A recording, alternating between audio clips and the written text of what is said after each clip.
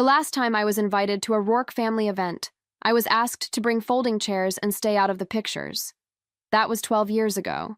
So when the cream-colored envelope arrived, thick as wedding cardstock and embossed with our family crest, I thought it was a mistake. I turned it over 3 times before opening it. The gold ink lettering read, "You are cordially invited to the annual Rourke Foundation Gala." My name was printed correctly, but there was no personal note. No hope you're well. Just the venue, time, dress code, and RSVP number. I sat at my kitchen table for a long time, fingers brushing the edge of the envelope, half expecting it to vanish like a mirage. My mother hadn't spoken to me in years, not since I left school to care for Grandpa before he passed. "That's not a real reason to quit," she had said. "You gave up your seat for sentiment." No one else had bothered to come visit him in hospice, just me. I built my life after that, quietly, steadily, a small nonprofit, a few grants, then more. I never told them how far it had come. I didn't need to, but apparently, they needed me now. Or maybe they just needed bodies to fill the room. Still, I said yes. I booked the flight. I bought the dress. I even called the number to confirm I'd be attending, under the name they'd forgotten how to pronounce. The morning of the gala, I received one text from my mother. "Just remember, this night isn't about you. Don't embarrass me." I stared at it for a moment. Then I tucked the phone into my purse and smiled to myself. She had no idea. The venue was a converted opera house in Charleston, all marble staircases and velvet ropes. The kind of place my mother used to say was too tasteful to be trendy. I arrived early, on purpose. I wanted to see it before the rest of them. Filtered in, all sparkle and noise.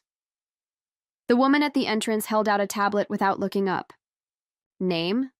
Eleanor Rourke. She tapped, frowned, then her expression changed. "Oh, you're that Eleanor." She stood a little straighter and unclipped the rope. A few heads turned when I walked in. Not many. Just enough to remind me I wasn't expected to show up, or at least not looking like I belonged. I didn't wear red. I didn't wear sequins. I wore a black satin dress with sleeves, and my grandfather's watch under the cuff. The foyer was grander than I remembered. Gilded light fixtures flickered like soft candlelight above a bar already humming with champagne flutes. On one of the projection screens near the ceiling, a slideshow played, glossy photos of past galas, awards, renovations, ribbon cuttings. My mother's face appeared more than once, smiling beside donors I recognized from old country club newsletters. Stood near the edge of the room watching. Then came the voice I hadn't heard since before the silence. "Ellie?" It was my brother Carter. Same tailored smugness, same inherited jawline. He kissed the air beside my cheek, his cologne bitter and bright. "Wow, you look different." I let the smile barely reach my eyes. "So do you." "Thicker wallet?" He laughed, like I'd meant it as a compliment. "They didn't tell me you were coming." "Neither did they me," I said. "But here we are." And then behind him, my mother appeared. She wore navy. Always navy. Classic, sharp. Her earrings were pearls I once saw her remove in the middle of a screaming match, because she said, "Even fury should be elegant." She looked at me like I was the stain she hoped wouldn't show under gala lights. "Eleanor," she said tightly, "you made it." I did. She glanced at my dress, then at the watch on my wrist. Her voice dropped. "Just, please, don't embarrass me tonight." I nodded slowly. I wouldn't dream of it. She didn't introduce me. Not to the donors. Not to the art trustees. Not even to the committee members who were passing out embossed programs and mouthing congratulations like it was a coronation. Instead, she placed one gloved hand gently on my back and steered me. Not toward the inner circle near the champagne tower, but toward a side table near the projection screen, behind a floral arrangement, half shielded by a column. "I'll have Carter bring you something," she said. I didn't bother replying. I simply took my seat at the table she pretended not to look at again. The place card in front of me read, E. Rourke. Same font, same weight as the others, but mine was the only one with no title. No vice chair, no founder, no doctor, nothing to suggest I belonged. I folded the card in half. Across the room, I watched Carter laughing with donors, shaking hands with the museum director like they were old friends. He never once mentioned how the foundation he advised had nearly folded 2 years ago, or who kept it alive. One of the screens flickered again, this time with a drone shot of the museum's rooftop restoration. My name wasn't mentioned. There either. A waiter appeared at my table. Young, nervous. He leaned in slightly and whispered, "Ms. Rourke, are you the one from the Arts Initiative?" I looked up, startled. He nodded toward a group of teens across the gallery, high schoolers by the look of them. One girl in particular was staring at me with wide eyes. She held a sketchbook to her chest like it was armor. "I'm one of the interns you funded," the waiter said quietly. "I just wanted to say thank you." I blinked, not from shock, but from the sting of being seen finally without a spotlight. "Of course," I said. "You're why I'm here." As he walked away, I glanced at my mother, now mid-speech with a senator's wife. She hadn't seen any of it, but someone had, and that was enough, for now. They started the tribute reel just before dinner. The lights dimmed, voices hushed. My mother clinked her spoon against a wine glass and leaned in to whisper something to Carter, who nodded like he already knew his line. Then came the music. Sweeping piano, warm strings, and the first images flashed across the curved screen above the stage. Black and white photos from the museum's early days. Newspaper headlines about renovation grants, volunteer work, childhood programs, exhibits that revived a fading downtown. And then her face. Genevieve Rourke, seated beside a city councilman, then standing at a podium, then accepting an award she never mentioned at home. The narrator's voice floated overhead. Through the vision and tireless dedication of Genevieve Rourke, the museum's legacy was not only preserved, but elevated into a cultural beacon for generations to come. I sat very still. She wasn't the only one who had given, but she was the only one being remembered for it. The images rolled on, and I recognized them all. The gallery space I funded, the mentorship program I created, even the logo in the, corner of the internship slide, once my quiet signature, had been replaced with Rourke Family Endowment. They hadn't erased me. They had rewritten me into background. Someone gasped when my name appeared briefly in small print on a plaque behind a statue. It lasted half a second. Then the next image filled the screen.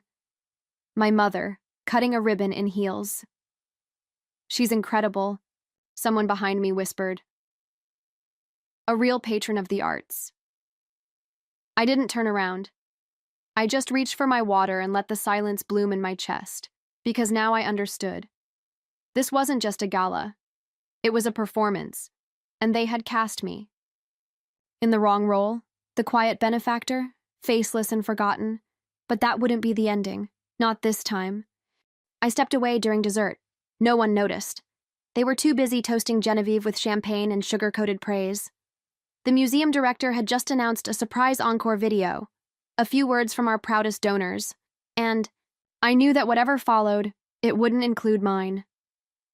The hallway outside the ballroom was cooler, dimly lit. The air smelled faintly of wax polish and lemon peel. I followed the curve of the staircase until I found the door marked "Staff Only," then waited. He arrived less than a minute later, David Tang, museum director, polite, underpaid, and painfully aware of who held the purse strings. He looked nervous. When he saw me, as if I might scold him for allowing my mother to bask in a spotlight I never asked for. "I was going to call," he said, voice low, "but your name wasn't listed on the public donor record and I requested anonymity." I reminded him. He nodded. "I know, and we honored that, but this felt wrong." I looked past him, down the hallway toward the ballroom doors. "She said she built all of this," I murmured. "That she revived the museum, funded the arts program, saved the internship. Initiative." He didn't argue. He didn't have to, because we both knew the truth. My foundation had covered the entire education wing. I wrote the checks that kept their doors open after the pandemic. I helped create a path for kids who looked at museums the way some people look at locked gates. Not meant for them. I'd like to say something, I told him quietly. He blinked. Publicly? No names, I said. But yes, publicly. He hesitated, but then nodded like he'd been waiting for permission to do the right thing all along. There's a final segment tonight, he said. A thank you message from the director. I can add a live note before it plays. I smiled, not out of victory, but because I could already hear the silence that would follow. Just keep it simple, I said. Tell the truth. Let it land where it lands.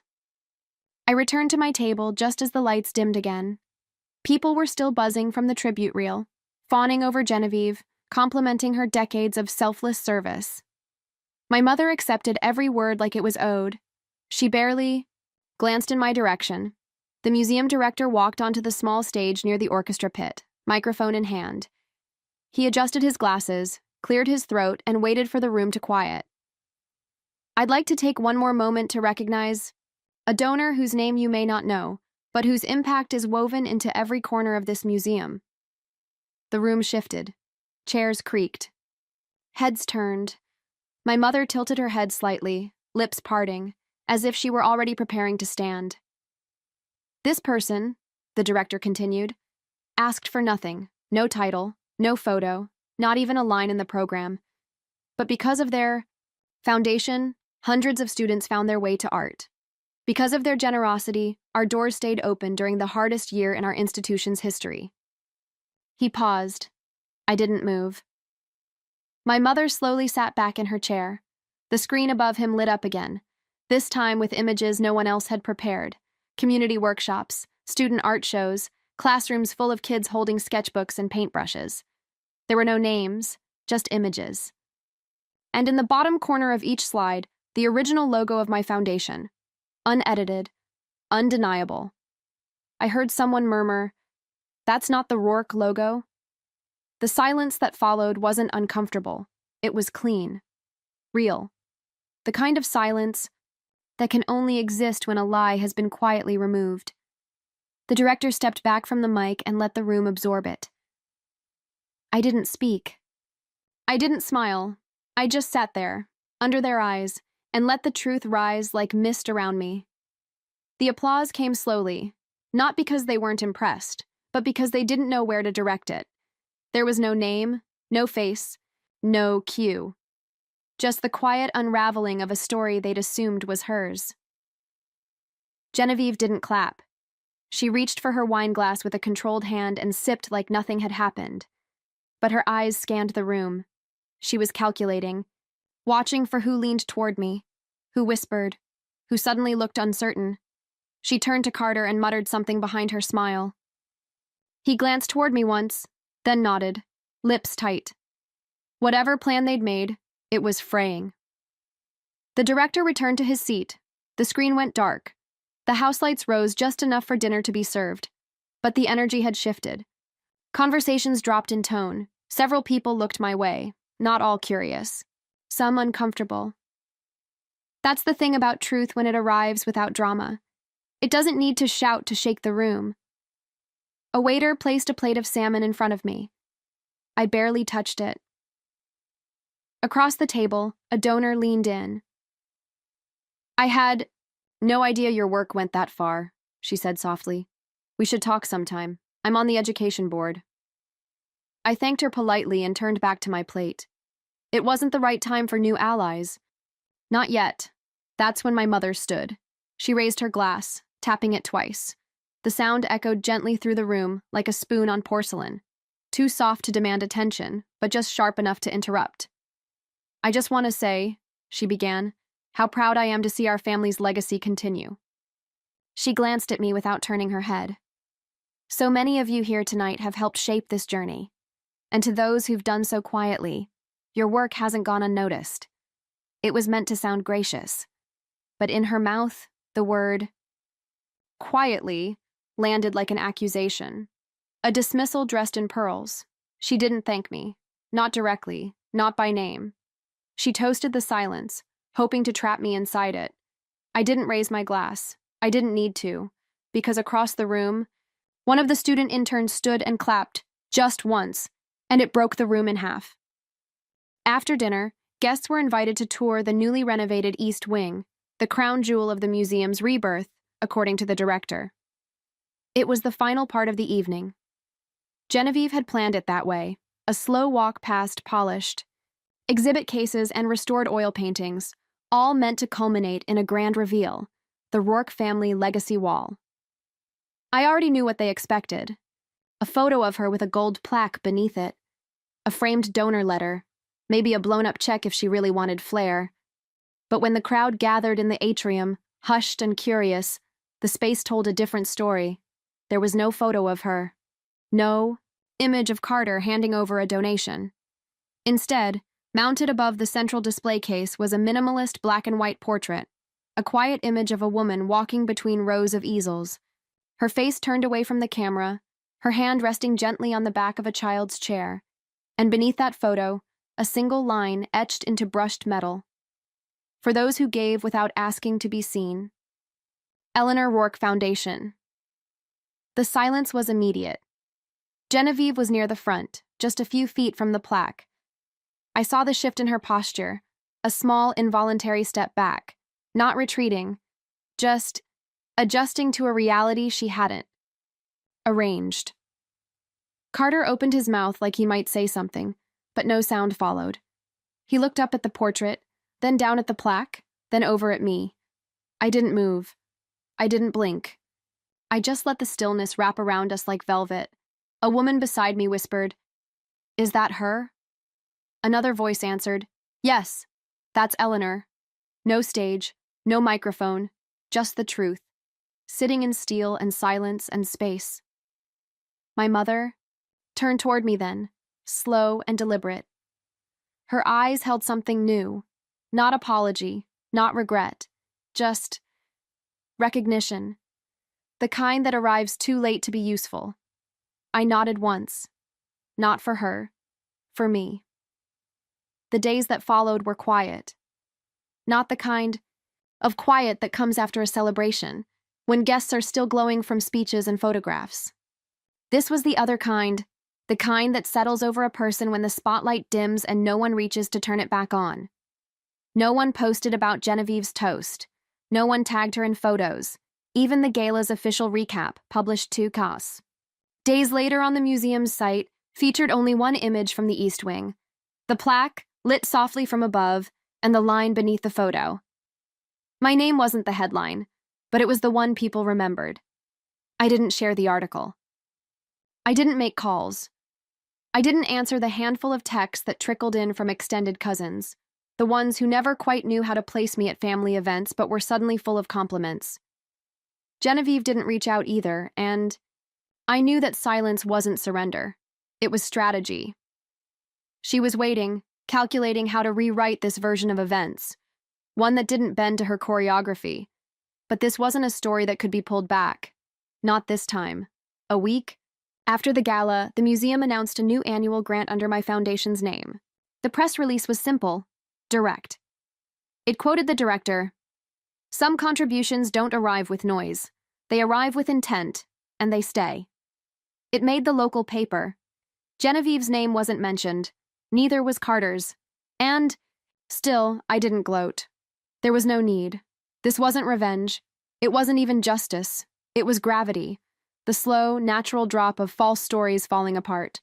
What remained wasn't loud or vindictive. It was mine. It came in a plain envelope.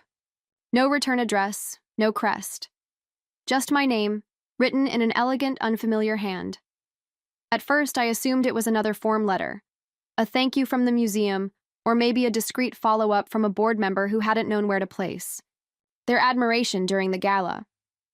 But when I opened it, I recognized the name at the bottom before I even finished reading.